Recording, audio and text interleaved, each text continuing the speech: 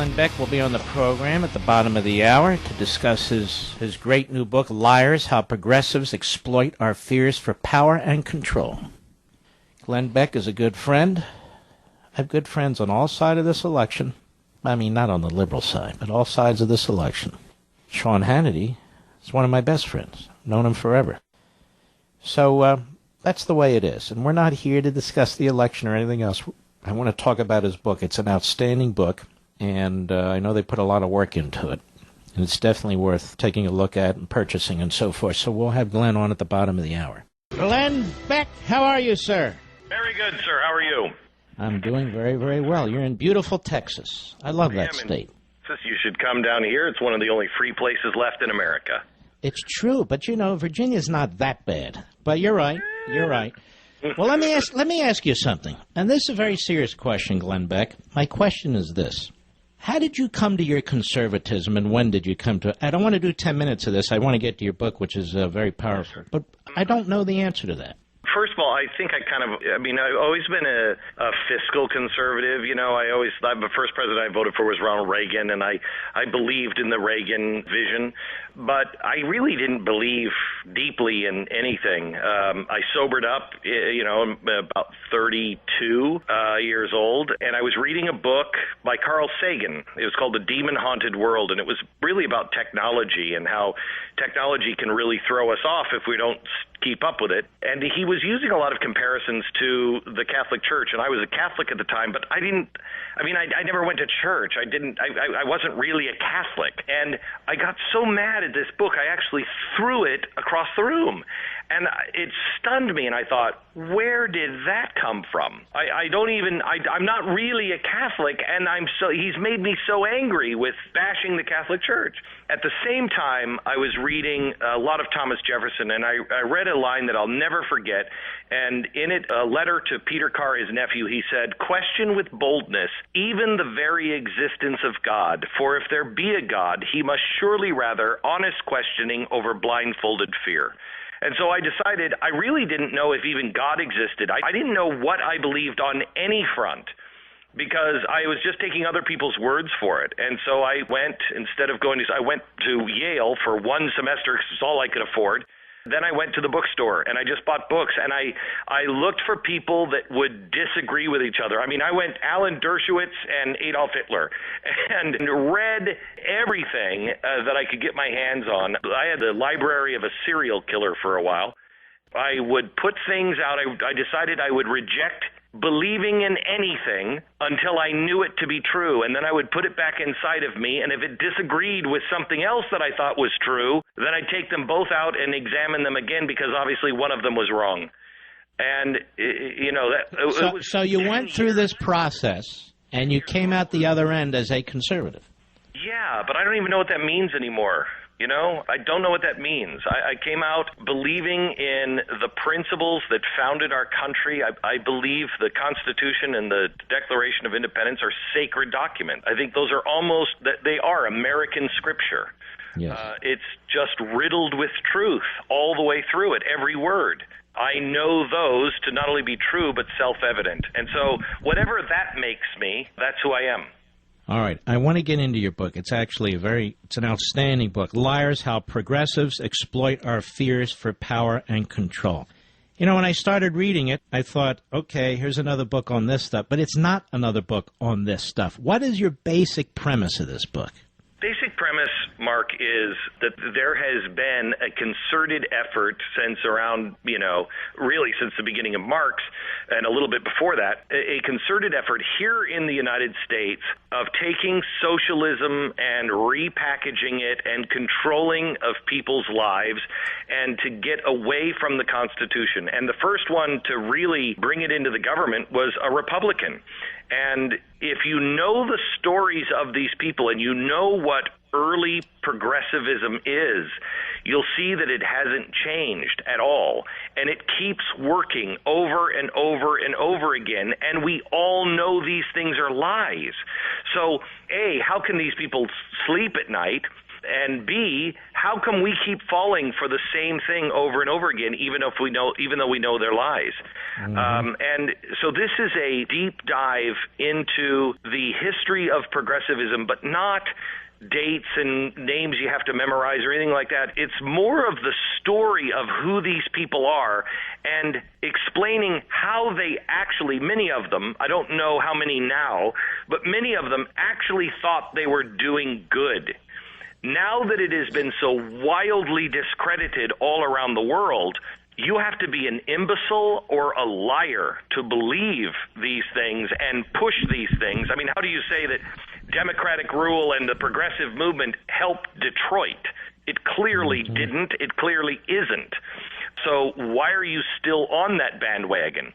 Mainly because of power and greed. And it's the way the progressives have manipulated both parties and voters from both sides that is leading us down to this place now where we look at these two candidates and say, they're both nightmares.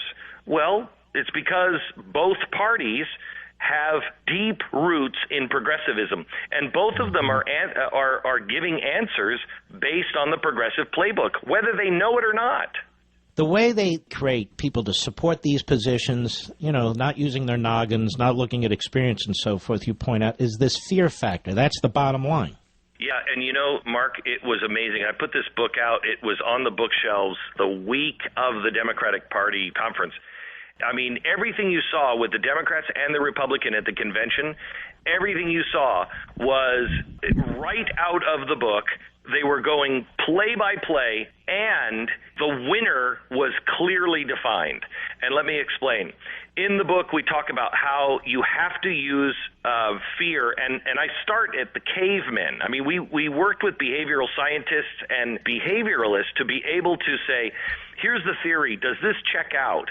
And the theory is, back with the cavemen, we're the only animals, if you will, that know that there is an end of our life coming at some point. All animals have fear. All animals fear the hunter. But we're the only ones that know at some point something's going to get me. And so the idea of being able to pick up a stick and to protect yourself, to slay the tiger, if you will, and then to be able to say, I'll slay the tiger for you, give me some power, is just deep inside of us. And so if you look at what the progressives did on both sides, Donald Trump, and it doesn't mean that these aren't things to be feared. The saber-toothed tiger is real. You should fear that as a caveman. So it's not like you're making these fears up. They play on them. Donald Trump was fear the Muslims, fear the border, fear the restlessness in our cities, et cetera, et cetera. And all of those, I believe, are real. But his solution was an uber progressive idea, which is give me the power. I'm the only one that can solve this. Now, that is strictly a progressive idea. I am the only one, not we, me. But that's not the winning strategy if you look over time with the progressives. The winning strategy is fear these things, and let me give you the example. Hillary Clinton didn't talk about ISIS. She didn't talk about those things. She created the fear of the ultimate boogeyman, Donald Trump. Fear him. But she took the winning strategy of fear him. And we together can conquer him and all these things we might be afraid of. She said she didn't do this as well as the convention did. She was awful, but the convention was all about we're better than this. We're not like this. Together we can be better. And that is the winning strategy for the progressives historically. Both operate on fear, but one says, appoint me and we'll together get them. So, Glenn Beck, how do we combat this? Because it seems pretty apparent the other side's winning. Well, here's the thing. The only thing that actually works is hope. And you know that to be true because that was the slogan of Barack Obama. It was so effective. Hope. Now, what progressives do is they manufacture hope. that doesn't work. That doesn't last. That only leads to more trouble down the road, as we now know with Barack Obama. Hope, real hope, comes from truth. And so to conquer it, we have to care about the truth. Even when it hurts our own side, we have to care about the truth, because the truth is the only thing that gives you lasting hope. You might not, you might think you don't want the doctor to tell you have cancer and you're dying. But if your doctor is just telling you have a head cold when you have cancer, it's false hope. You don't want your doctor lying to you. You want to deal with it head on. We have to be brave enough to say, I want the truth. I stand by the truth. Even if it means I stand alone, the truth matters. And once we reconnect with the truth, then we can start working on actual hope, because people will know these people are credible. These people are going where they say they're going. These people actually have a plan. They're not trying to get rich off it. They're not trying to con anybody. They actually say what they mean. And when we can establish that, that's the beginning of real hope. We're bankrupt on hope right now because what exactly do you trust, Mark? I mean, honestly, I trust you because I know, good or bad, agree with you or disagree with you, I know I can count that you are going to tell me exactly what you mean. And it might mean really bad beatings for you, but that's your job. That's what you do. That's what you believe. That gives me hope. Now, let me ask you this. So what you seem to be saying to me is this. We have to address what undergirds this society as individuals and in the aggregate. That is, when the culture starts to get corroded, when the civil society starts to get corroded, the manifestation in government is almost secondary. That is, if we address ourselves and address what needs to be addressed, then we have some hope in terms of our republic. Mark, let me take it really down to basics. We, for a long time, have believed the lie, you can have everything.